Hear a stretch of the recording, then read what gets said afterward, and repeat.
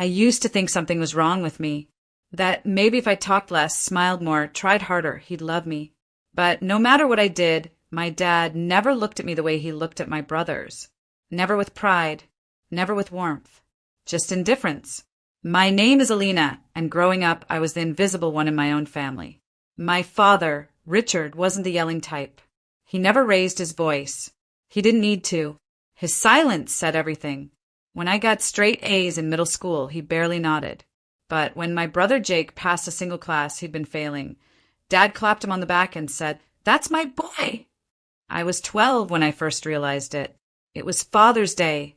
I'd spent hours making a card, decorating it with glitter, stickers, and a poem I wrote myself.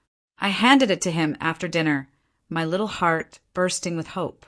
He glanced at it, muttered thanks, and went right back to watching the game on TV. 5 minutes later, my brother Ryan came in, tossed him a store-bought mug that said #OneDad, and Dad acted like he'd just been handed a trophy at the Super Bowl. I remember standing there, card still clutched in my hand, wondering why mine wasn't enough. That's what it always came down to. I was never enough. Ryan and Jake were the golden boys. Ryan was the athlete, always breaking school records and getting write-ups in the local paper. Jake was the smooth talker, charming teachers, relatives, and anyone who crossed his path. And me? I was the quiet one, the moody one, the girl who spent too much time in her room writing stories or drawing. My mother used to try to balance things out. She'd hug me tight and whisper, "You're special too, sweetheart." But even she knew the hierarchy in our house. If Ryan wanted the last slice of pizza, he got it. If Jake needed money, Dad handed it over, no questions asked. I once asked for a new sketchbook, and Dad said, "What's the point? You'll quit halfway like everything else." That cut deeper than he'll ever know. At dinner, I'd sit quietly while Dad asked my brothers about their plans, their goals, their day. He never asked me. Not once. If I spoke up, it was usually met with a dismissive grunt or a forced smile. I learned to stay quiet, to not interrupt the boys' spotlight. But inside me, something was growing. Not just sadness, something sharper. Anger. A determination I couldn't yet name. I started working harder, pushing myself to excel, not because I thought he'd notice, but because I wanted to matter to someone, even if it was just myself. I stopped trying to win his love. Instead, I focused on building a life he couldn't ignore. A version of me he'd have no choice but to see. I was tired of being the forgotten daughter. One day, I promised myself he'd remember me, not as the quiet girl he dismissed, but as the woman who changed everything. If you ever walked into our house during the holidays, you'd think you were watching a commercial for the perfect American family. Laughter echoing from the kitchen. My brothers throwing a football in the backyard. Dad grinning with a beer in hand. But I knew the truth. I knew what it felt like to be the background in someone else's highlight reel. My brothers, Jake and Ryan, were born to shine. At least that's how my father made it seem. Jake, the eldest, could charm the stripes off a tiger. He was the guy who never studied, but somehow still passed with a wink and a smirk. Dad adored him. They had inside jokes, matching fishing hats, and a handshake they'd made up when Jake was 10. I remember watching them once from the hallway as Jake showed Dad a business idea scribbled on a napkin. Dad looked at him like he'd just solved world hunger. "Attaboy," he said, clapping him on the back. "You've got the brain of a leader." Ryan, the youngest, was the golden athlete. Soccer trophies lined his shelves. Dad went to every game, rain or shine, and screamed from the sidelines like a proud high school coach. After Ryan scored a winning goal, Dad threw a full backyard party. Barbecue, music, neighbors invited. I was there too, of course. Setting out plates. Cleaning up. Me. I got a good job once when I was accepted into the honors program. Just once. No party. No dinner. Just a passing sentence during breakfast in between bites of toast. Honors, huh? That's nice. I studied late into the night, pushed myself in every class, took part-time jobs to afford extra courses. I earned certificates, won quiet awards, even got a scholarship. But my success never sparkled the way theirs did in his eyes. At family dinners, Dad would beam with pride as he talked about Jake's new startup or Ryan's training camp.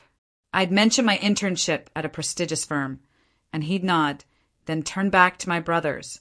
Anyway, he'd say, Jake, tell them about that investor meeting. The message was loud and clear. They were the main event. I was the intermission. But the most painful part? I didn't hate my brothers. They were never cruel to me. They loved the spotlight, sure, but they didn't shove me into the dark. It was my father who did that, and I couldn't understand why. I tried everything, being helpful, being independent, being successful. Nothing worked. Sometimes I wondered if he even realized the way his favoritism crushed me. Other times I knew he did and just didn't care. I told myself to let it go, to focus on myself, to not need his validation. But deep down, I still wished for it. Just once, I wanted him to say, I'm proud of you, Alina. Not because he had to, but because he meant it. That moment never came. But another one did, one that would change everything. Not in the way he expected, and certainly not in the way he wanted. It was supposed to be my moment.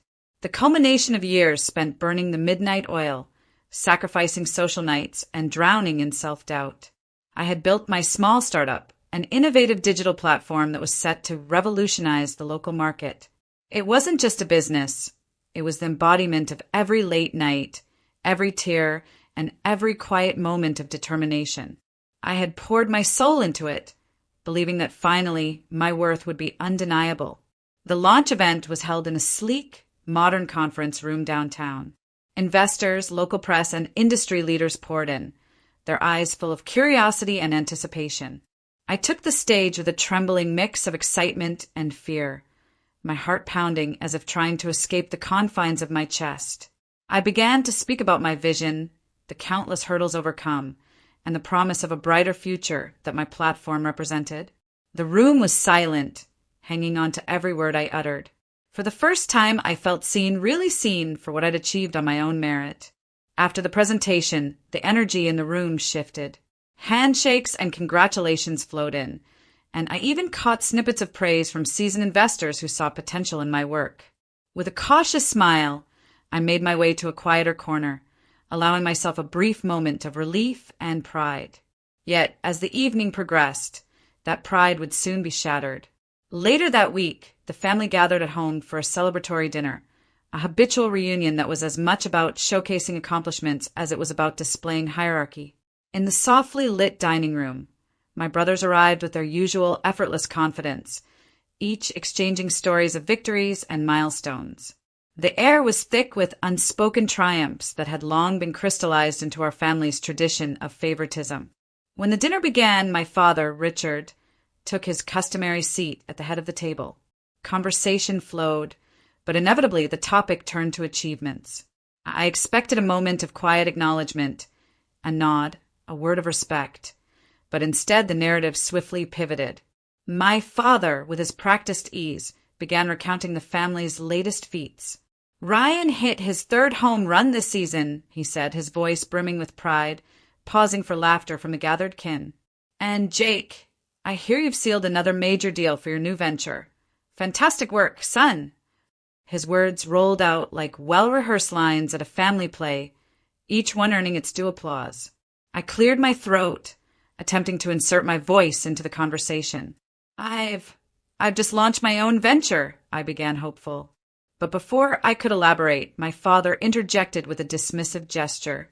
Yes, we know you're busy, dear, he said lightly, almost as if he were referring to an insignificant chore.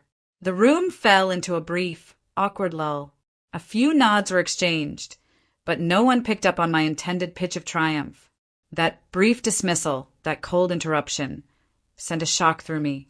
I remembered the countless times I had announced my small victories, only to have them reduced to mere background noise, overshadowed by the loud accolades of my brothers. In that moment, the weight of every ignored effort, every snub compliment, and every unspoken disregard crashed down like a tidal wave. The seeds of change had been sown. Sitting there, amidst the clamor of celebration for my brothers, I felt a fierce, burning clarity. I realized that no matter how far I climbed or how many milestones I reached, I would never be acknowledged by the person whose approval I had craved for so long. It was in that heart-shattering instant that I understood I could no longer play the quiet part in this tragic family drama. I would build a life so brilliant, so undeniable, that he could no longer dismiss me. And if he continued to steal my moments, then perhaps he'd finally face the consequences of his endless favoritism. After that dinner, something inside me shut down, not out of anger, but clarity. I stopped trying, not in the sense of giving up, but in the sense of no longer seeking approval that would never come. I didn't argue, didn't explain, didn't ask to be heard anymore. I simply went quiet. I started spending less time at family gatherings and more time in silence, just me and my goals. I moved out of the city, rented a modest but quiet apartment on the edge of town, and dove into my work like it was oxygen. The startup that I had launched, barely noticed by my own family, was now my world. It didn't pay much at first. I had weeks where dinner was just toast and instant coffee. I had to take freelance projects on the side to stay afloat. There were nights I cried quietly under my desk, questioning if I was even built for this. But for every doubt, there was a flicker of determination. I had no one clapping for me, no one cheering me on, but I was finally building for myself. I learned to fix bugs, write pitches, handle rejections, and chase clients with the kind of hunger only someone used to being overlooked could ever understand.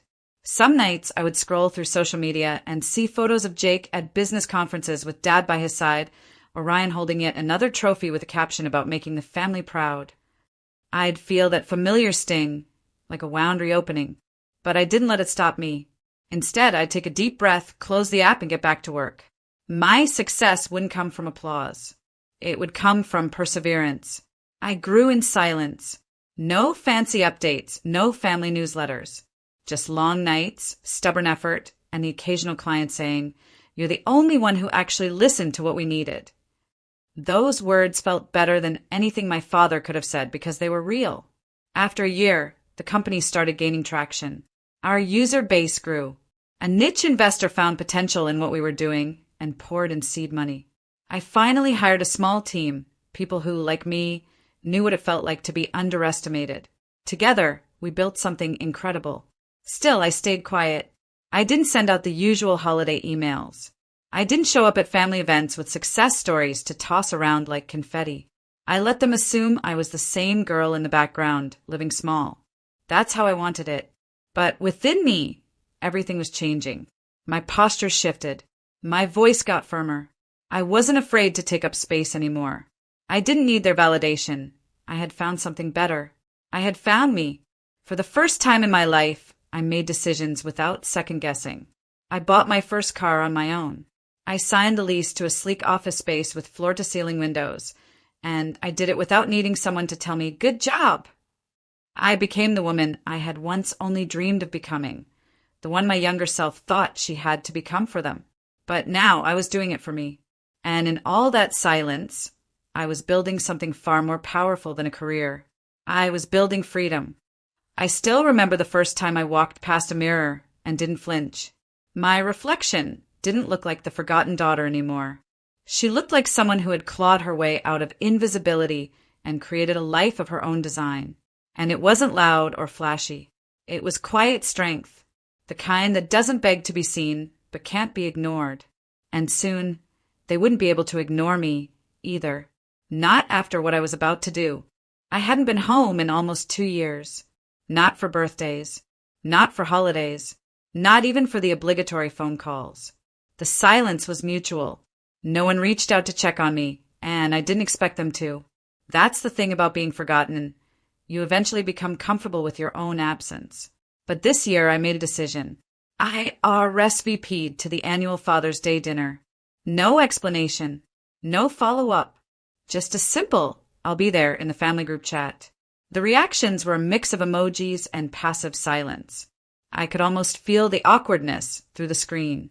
The night before, I stood in front of a sleek black luxury car in a dealership showroom, signing paperwork under a fake last name I had legally changed to after launching my business. They wouldn't even recognize it. None of them had ever asked what I was doing or who I was becoming. Next to me sat a small black envelope. The edges were crisp, the paper heavy and expensive. Inside was a single legal document that would change everything. Father's Day arrived. I dressed carefully, not to impress, but to remind myself who I had become. confidence in every inch of fabric, power in every step. When I pulled into the driveway, the car's engine purred like a warning. My siblings were already there, clinking glasses and laughing on the patio. Dad was at the head of the table, grinning wide, drink in hand, the favorite role he played so well. His eyes flicked toward me, and for a moment, confusion broke through his usual smugness. Then a smile. Well, look who finally decided to show up. Everyone turned. I could feel their surprise and judgment settle into the air. I smiled politely. Hi, everyone. Happy Father's Day, Dad. The dinner was the same mix of forced laughs and subtle jabs. Jake talked about his new condo. Ryan bragged about another promotion. Dad nodded and beamed, like a king surrounded by princes. And then came the moment. I stood up slowly, the quiet drawing everyone's attention. I brought something for you, I said, looking directly at Dad. I walked outside, leaving the door open behind me. Moments later, I drove the luxury car into the driveway. Sleek, black, impossible to ignore. I got out, walked back inside, and laid the small black envelope on the table in front of him. For you, Dad. Happy Father's Day. Gasps rippled through the room. Is that a car? Jake asked, squinting toward the driveway. Ryan leaned forward. Wait, you bought that? Dad looked from the keys to me, completely stunned. He picked up the envelope, his fingers trembling a little. What's this? Just open it, I said quietly, my voice calm and steady. Everyone leaned in as he slipped the paper out. For a second, his expression didn't change. Then his eyes started darting over the page, and slowly his face drained of color. His jaw clenched. What is this? He barked, now glaring at me. I gave him a long, unreadable smile. Read it carefully. You'll see. And with that, I turned, walked out the door, and got into the car. I drove away as the shouting started behind me. Because that envelope? It wasn't just paper. It was the ownership document of the company that had just acquired the firm he worked for. His job, his pride, his status, all now under my control. Happy Father's Day indeed. The house looked the same, tastefully decorated, spotless, cold. My mother moved in and out of the dining room like a silent shadow, refilling glasses and smiling at jokes that weren't funny.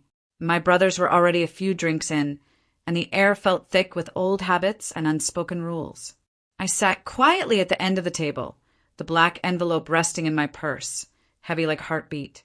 The car keys were tucked safely into my coat pocket, parked just outside the window in full view of the driveway. The conversation swirled around me like I wasn't even there. Ryan talked about his latest investment win. Jake cracked jokes about people who still rent. And Dad, of course, nodded in approval, soaking in the pride like sunlight. So, how's business, Dad? Jake asked, lifting his glass. Dad chuckled. Busy as always. But, not everyone is cut out for this kind of pressure. Takes real backbone. He looked at Ryan. Good thing I've got 2 sons who aren't afraid to lead. I raised an eyebrow but said nothing. It wasn't even subtle anymore. Then he glanced down the table toward me. I could feel the moment shift before he even opened his mouth. And then there's the loser sitting at the table, he said, gesturing toward me with a smirk. Still pretending to be the black sheep, huh? The laughter exploded. Jake nearly choked on his drink. Ryan laughed so hard he had to slap the table. My hands stayed folded in my lap. I didn't blink. I didn't smile. I just waited. When the laughter finally died down, I stood up. Slowly, calmly. The way you move when you already know how the story ends. I actually brought you something, Dad, I said, pulling the envelope from my purse. A little Father's Day gift. The room stilled. Even the air seemed to pause. I walked down the length of the table and placed the envelope directly in front of him. He glanced at it, puzzled. What is this? Just open it, I said, then stepped back and folded my arms. He ripped the flap with dramatic flair, as if expecting a joke or cash. His fingers unfolded the paper, and as his eyes began to scan the words, the color in his face changed. First confusion, then disbelief, then a slow, creeping horror. What the hell is this? He asked, looking up at me, eyes narrowing. You remember Anderson Tech? The company you've worked at for the last 10 years. I said softly, It's under new ownership. A beat. I bought it, I continued, through a silent acquisition. Effective last week. The silence was immediate, deafening. I leaned in slightly and added, so no, I'm not the loser at the table. I'm the woman who just became your boss's boss. His mouth opened, but no words came out. Jake looked pale. Ryan dropped his fork. And that car out front, I said, glancing toward the window. That was part of the presentation, but I'll be taking it with me now. I turned without waiting for permission, walked outside, and slid into the driver's seat. The sound of the engine roared to life, and just as I pulled away, I heard his scream from the open front door. It wasn't anger. It was fear. The car's engine hummed steadily as I drove away from the house. I kept my eyes fixed on the road, the weight of what I had just done settling into my chest. It wasn't about revenge anymore. It was about something much deeper. For years, I had let myself shrink in the shadows of a family that never truly saw me, and now I was standing tall, casting a shadow they couldn't ignore. But the weight of the moment wasn't the only thing pulling at me. I knew what was happening behind me. I could picture it as clearly as if I were still sitting at that table, hearing the deafening silence that followed my words. I wasn't there anymore, but my actions would speak louder than anything I could have said. Back inside, my father's hands were shaking as he held the paper. He looked from it to his son's, his lips moving as though he were trying to find words that wouldn't come. I could see the panic beginning to bloom, creeping through every muscle in his body, spreading like a virus. Dad, Jake asked, his voice suddenly small. He stood up, coming around to where Dad sat frozen, the paper still gripped tightly in his hands. What's going on? Ryan, the ever-confident one, had already stood up as well, trying to peek over their father's shoulder. What is that? It looks like, wait, is that real? Dad didn't answer. His eyes were glued to the document, his fingers skimming the words, but failing to make sense of them. The words on the page were simple enough, but for him, they were a death sentence. I could already hear their questions in my mind. The panic, the disbelief, the frantic rush to understand what was happening. They'd always relied on him for answers. Now the answers were slipping away, and there was nothing they could do to stop it. Finally, Jake couldn't take the silence anymore. Dad, what does it say? What's going on? Dad looked up, his face pale, his mouth opening and closing like he couldn't catch his breath. It's a transfer of property, he muttered, his voice weak. A reversal of assets. All of it. The company. The house. My shares. The panic in his voice was palpable. His sons froze. Ryan blinked in disbelief. Wait, you're telling me this. This document means she owns everything. The realization hit them like a slap. The silence deepened, but this time it wasn't awkward, it was suffocating. My father had always been the pillar, the one everyone turned to for stability. But now he was the one on his knees, his empire crumbling before his eyes. His sons had no idea how to process it. Jake staggered back from the table, his face going red. How the hell did she? How could she do this? He hissed, his voice rising in anger. She's nothing. We're the ones who worked for this. How could she? Dad held up a shaking hand, his mind still trying to catch up with the magnitude of what had just happened. She's not nothing, he said, his voice cracking. She's everything. Ryan's eyebrows furrowed, his earlier cockiness replaced with uncertainty. What do you mean, Dad? What's going on? How could she? She owns it all, Dad said, his voice barely a whisper. She owns the company. She owns the house. Everything. Everything I've worked for, it's hers now. The words hung in the air like a death sentence. The sons who had once worshipped their father, who had seen him as the king of their world, were now faced with a reality they could hardly comprehend. They hadn't even considered her as a contender. To them, I was the shadow, the forgotten one, the one who wasn't enough. But now, I was the one who held the power. I don't understand, Jake said, his voice shaking now. How could she? When did this happen? Why didn't we know? Dad finally looked up, his face etched with defeat. She didn't want you to know. She didn't need to tell you. She doesn't need us. Ryan took a step back, trying to collect himself. But how did she get this much? How? She didn't ask for anything, Dad said, his voice cold now. She just took it. The room was frozen in disbelief, the weight of the betrayal, of my quiet, calculated rise, settling over them all. For the first time in their lives, my brothers were forced to confront the reality they had been so blind to for years. I was not the failure they thought I was. I was the one who had worked silently, without the applause, without the validation. And now, everything they depended on was mine. My father let out a long, ragged sigh. "She's smarter than I gave her credit for," he muttered, his voice barely audible. "And I'll never be able to take that back." The fear, the panic, it was all there, written on their faces. But for me, it was the start of something new. The start of me taking my place in the world. Not as the forgotten daughter, but as the woman who had finally earned her right to be seen. I didn't look back as I walked away from that house. The weight that had been holding me down for so long, the constant need to prove myself, the hunger for approval that would never come, finally lifted. I had made it, not because they'd recognized me, but because I had recognized myself. The phone buzzed with messages. The family was scrambling, trying to figure out what I had done, why I had left so suddenly, and what that paper meant. I knew they would be in shock, especially my father, but I didn't care. I had already taken what I needed from them. The power to stand on my own, to walk away from everything I had once thought I needed. I wasn't the girl they always ignored. I wasn't the daughter they thought they could control or dismiss. I was my own person now, free from the chains of their expectations. As the evening went on, I knew they were probably still sitting there, staring at that paper, trying to comprehend the magnitude of it. My father, who had always dismissed my efforts, would now understand what I was capable of, but it would be too late. All those years of neglect, of treating me as second best, had finally caught up with him. The house would never be the same. The balance of power had shifted, and I was no longer the one they could manipulate or overlook.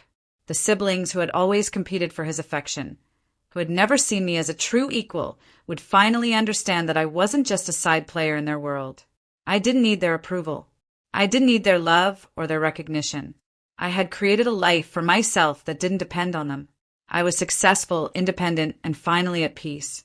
And when I looked at myself in the mirror, I saw someone who had fought for her place in the world. Someone who didn't need to look back to know she had won. The door was closed. I had walked out, but I had also walked into my own future, one that was all mine.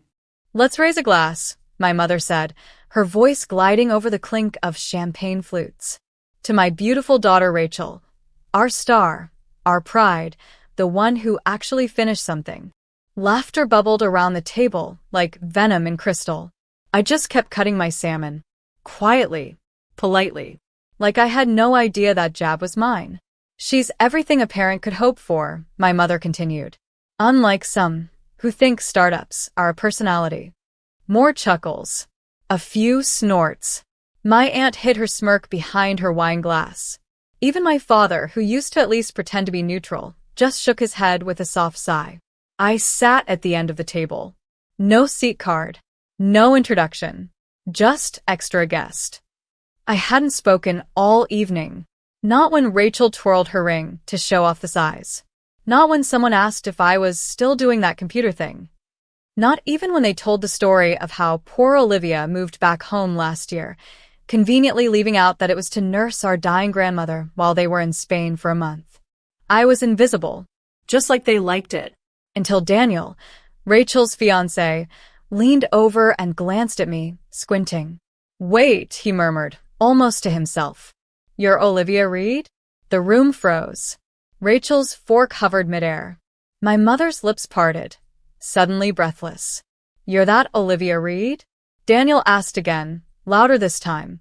"From, Reed Innovations? The AI encryption protocol." Now, everyone was staring. Eyes bounced between me and Daniel like a tennis match on fire. I finally looked up and smiled softly. "My name is Olivia Reed. And from wherever you're watching this, stay with me. Because the woman they buried in rumors? She's the one writing the final chapter." The silence at that table was a richer feast than any roast duck they served that night. Daniel blinked. "I've been trying to get a meeting with your company for weeks. Our firm uses your architecture for our entire security pipeline. Your design, it's It's brilliant. My mother made a choke sound, like a gasp had gotten stuck halfway. I had no idea Rachel's sister was that Olivia Reed, he added. Rachel's smile cracked. You could almost hear it. I try to tell them, I said quietly, but my failure made a better story. My aunt looked mortified. My father suddenly found his wine glass fascinating. Daniel leaned closer. Why didn't you say anything earlier? I looked him straight in the eye. Because when a room decides who you are, you let them. And then you show up as who you really became. The fork in Rachel's hand clinked onto her plate. The ring didn't shine quite the same anymore. And that was just the beginning. You don't just wake up one day and decide to become invisible. It happens over time, like watching someone erase you with an expensive pen. One line at a time. Growing up, Rachel was the glitter. The one they dressed in gold ribbons and monogrammed dresses. The child who sang off-key in school plays and still got standing ovations. I was the girl with books. The one who remembered homework and won science fairs. But in my house, trophies didn't shine unless they came with a tiara.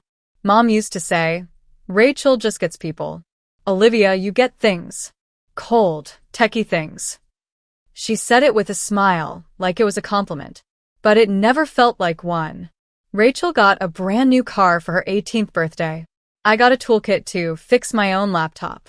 When I earned a full ride to college, they barely looked up from planning Rachel's prom send-off. I still remember standing in the hallway, acceptance letter in hand, waiting for someone to say we're proud. No one did. I moved out at 19. No drama, no tears. I just knew the air would always be thinner around them, easier for them to breathe without me there. College was the first time I ever felt seen. My professors called me brilliant. My classmates fought to be on my team for group projects. I built my first security protocol at 21. At 22, I was offered a job at a top cybersecurity firm. I took it. Quietly. No one at home asked where I was or what I did. That suited me fine. Meanwhile, Rachel changed boyfriends like outfits and still somehow got praised for having standards.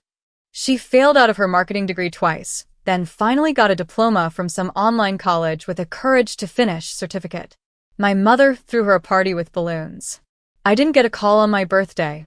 The last time I tried to share something real, I told them I was launching my own AI startup. I remember Rachel laughing so hard she cried. Wait, like, you're gonna be a CEO? She said, gripping her mimosa.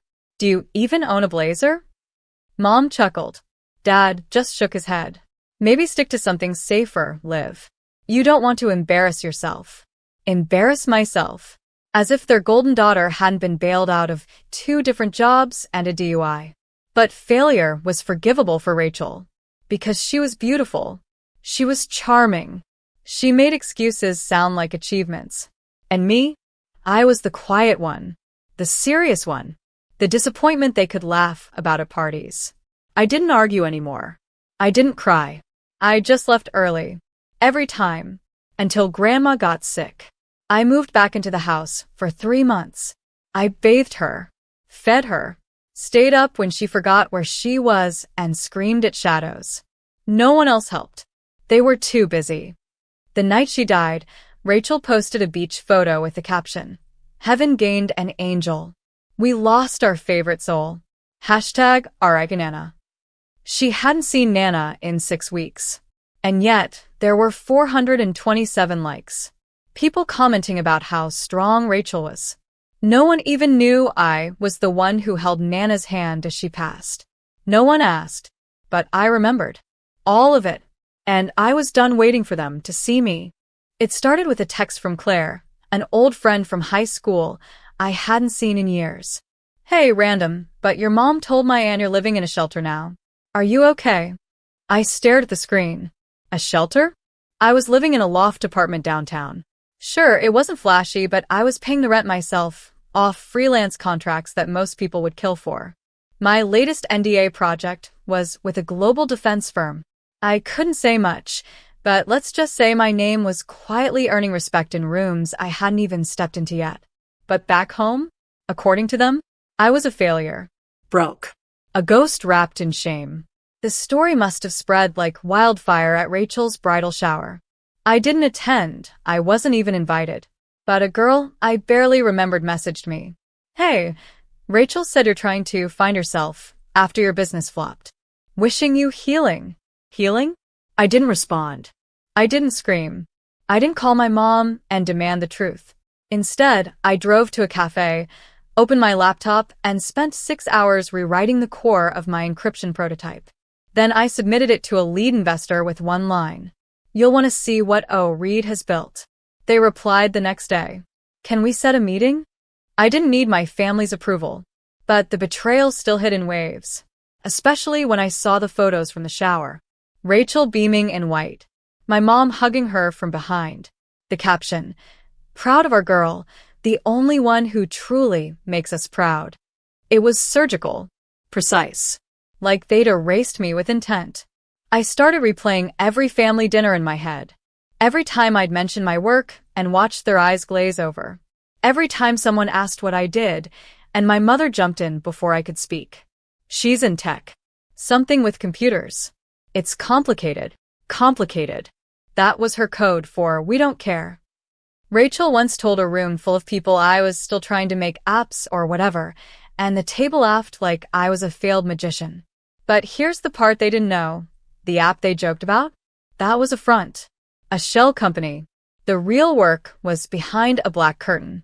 I was already in talks to license my encryption framework to a government-adjacent firm. I wasn't just in tech. I was building the software they'd use to protect national elections. And they said I was in a shelter. I let them talk. Because people like them? They can only see value when it sparkles on a dress or stares back from a gold-plated invitation. My work didn't come with glitter. Just code. And silence. But silence, when used right, is power. I didn't tell them about the deal. I didn't post about the funding. I just waited, watched, and prepared. Because they weren't just painting me as a failure, they were cashing in on that narrative. My pain was Rachel's sympathy points. My silence was my mother's social leverage. So, I made a decision. I wouldn't correct them. I'd let the lie grow until it had roots deep enough to choke them when the truth came to light. And it would. Soon. Because life and revenge are best served with perfect timing. It was 2:13 a.m. when the confirmation hit my inbox. Congratulations, Ms. Reed. Your funding has cleared. Oh, Reed Innovations is now formally valued at $38.2 million USD. I stared at the screen. Not in disbelief, I knew it was coming. I'd built it line by line of code by line of grief. But still, the moment made my chest ache. Not because I'd made it, but because I knew I wouldn't be able to tell anyone who was supposed to matter. The girl my family called a failure had just signed a deal with a tech giant that ran security infrastructure in over 20 countries. And they still thought I lived in a basement apartment eating tuna out of cans. Let them. Let them laugh at the dust while I built an empire in silence. I wasn't just a CEO. I was an architect of systems, of strategy, and now of poetic revenge. Oh, Reed Innovations was anonymous by design. My face wasn't on the website. My name wasn't on the press release. The logo? Just a single dot and a /. Minimalist. Sharp. Undeniable. My real name only existed in NDAs and encrypted contracts until I chose otherwise. Then came the irony. 3 weeks after the funding, I got a LinkedIn message from someone named Daniel Wyatt. Hi, Olivia. We've never met, but I work at Ytech Security. Our team is trying to reach Reed Innovations about licensing the 9 encryption protocol. It's honestly revolutionary. I blinked. Rachel's fiancé. Of all the men, in all the firms, in all the industries, it had to be him. He didn't know who I was. Not yet. I didn't reply. Instead, I forwarded the message to my licensing coordinator and instructed them to not respond just yet. Let them wait. Let him squirm in limbo a little longer. The longer the silence, the louder the name would echo. Then the final piece fell into place. Rachel's engagement dinner. My mother sent a group email. No, hi, no, we'd love to see you. Just. Rachel's engagement dinner will be held next Saturday. Dress appropriately. As if I were the help. I almost deleted it. Then I saw the guest list. Some of the attendees were board members of firms I now silently owned equity in. Whitech CTO would be there. Government advisors. Even a senator. This wasn't just a party. It was a perfect storm. I RSVP'd yes. I chose my dress like I'd choose an outfit for war. Sleek, elegant, black silk with a neckline just sharp enough to remind them I didn't need sequins to shine. My heels were stilettos, but not high enough to slow my stride. I wore my natural curls out, pinned behind one ear. No designer bag. No entourage. Just presence. Because when you've built power brick by digital brick, you don't have to announce yourself. You arrive. And watch the ones who erased you try to remember your name. The night came. The lights were soft. The music expensive. Rachel wore white like a desperate bride in waiting, floating from table to table with a flute of rose and a practiced laugh. I sat near the end. Again. No fanfare. No seat card. Just the girl they all thought they knew. Until her fiancé locked eyes with me. And the code, the real one, started to crack.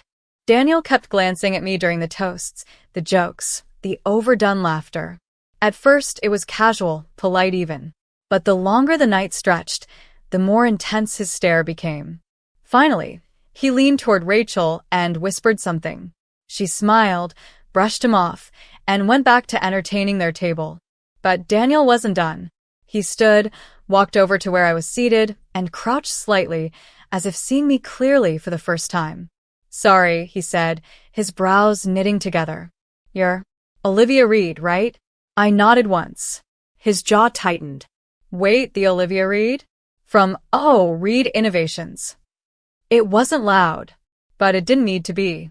The air left the room. I felt Rachel's posture stiffen behind me. Her laughter stopped mid-note. My mother, who'd been regaling a guest with a story about Rachel's job interview, one Rachel didn't even get, froze with her wine glass halfway to her lips. Are you kidding me?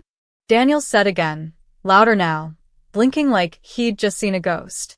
You're the one who built the OR9 protocol. I've been trying to get a meeting with your firm for months. I didn't smile. I didn't gloat. I just met his gaze and said calmly, that's me. Silence. Heavy, loaded, humiliating silence for them. My mother spoke first, a shaky attempt at laughter. Well, Olivia dabbles in a lot of things. You know how startups are. No. Daniel cut in, standing fully now, addressing the room. This isn't dabbling. This is one of the most advanced encryption architectures in the global market. Her design could redefine digital infrastructure. Rachel's hand clenched around her wine glass. Her voice trembled. You never said she was in tech. He turned to her. You never said she was the Olivia Reed. Eyes turned. Conversations died. Somewhere, a spoon dropped and clattered against a plate. I sipped my water. Then I turned to Rachel, my voice soft. You told everyone I failed. You didn't think that would ever reach someone who knew the truth. Rachel's lips parted, but nothing came out. I didn't want to ruin your dinner, I continued. But I also didn't come to correct the record. I came because I wanted salmon and silence. One of those is still on the plate.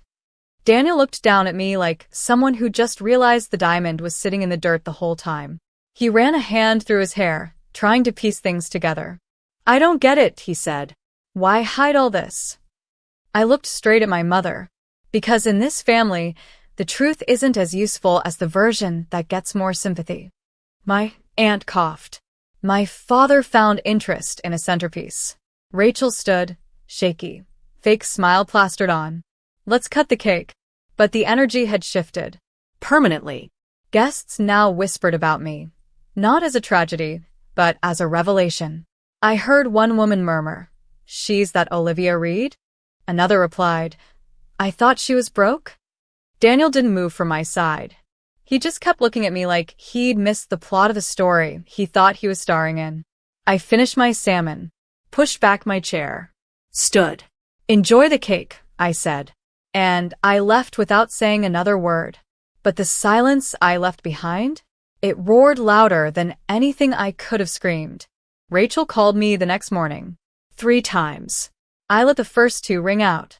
I answered the third, not because I wanted to talk, but because I wanted her to hear the calm in my voice. You made a scene, she snapped the moment I picked up. You knew exactly what you were doing showing up like that. I showed up quietly. You and your lies did the rest. Oh, don't act like you're innocent. You humiliated me. In front of Daniel. In front of everyone. I let the silence hang, then replied, You humiliated me for years, Rachel. I just let the truth sit down at the table.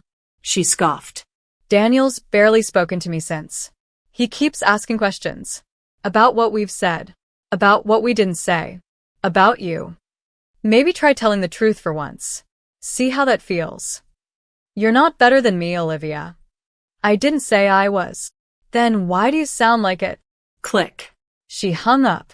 But that wasn't the last I heard from her. Or from anyone else. 2 days later, my mother showed up outside my office building. I didn't even know she remembered where I worked. She looked out of place, too polished, too desperate, standing in a world she never believed I belonged in. I watched her through the tinted glass of the lobby for 5 full minutes before I decided to meet her. She stood when she saw me, eyes tired, voice soft. Olivia, can we talk? Say what you came to say. Rachel's engagement is on the rocks. Daniel's confused. Hurt. We told him things that weren't entirely accurate. You told the world I was a failure. We were just trying to protect her image. You've always been so private. People filled in the blanks. No. You handed them the pen. She looked away, then back. Can you talk to him? Just explain? He respects you now. I almost laughed. You want me to fix Rachel's engagement? Her silence was answer enough. I took a step closer. You erased me for years. Turned me into a cautionary tale. Now you want me to play savior? We made mistakes. No. You made choices. Then let me make another, she said quickly. Let's fix this. As a family. I stepped back. That's not a family. That's damage control. I turned and walked away. I didn't look back. That night, Rachel's Instagram account went dark. By morning, the engagement photos were gone. No announcement, no explanation, just silence. People whispered. Friends gossiped. Her perfect image cracked in the most public way possible. And me? I went back to work. I signed 3 more licensing deals. I hired a marketing strategist and told her to make my name known, not for revenge, but for visibility. I was tired of being the girl they used in their fiction. I was ready to be the woman they couldn't deny. In one interview, a tech journalist asked, You've stayed private for so long. What made you finally speak out? I looked into the camera and said, Sometimes the truth needs no defense. It just needs a platform. They tried to bury me in shame, but they forgot. I was the seed. A month after the engagement collapsed, I received an anonymous envelope at my office. Inside was a handwritten note. He left.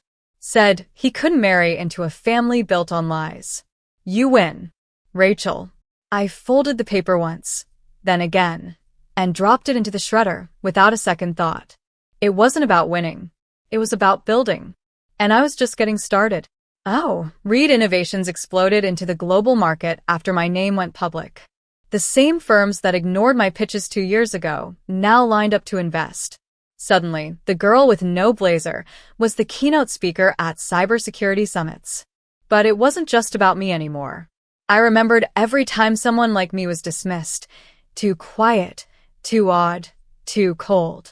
So I created a fund, the Legacy Code Initiative.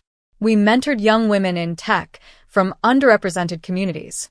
Paid internships, travel stipends, laptops, mentorship, everything I never got, handed out like gold. I hired women who'd been told, you don't look like a CTO.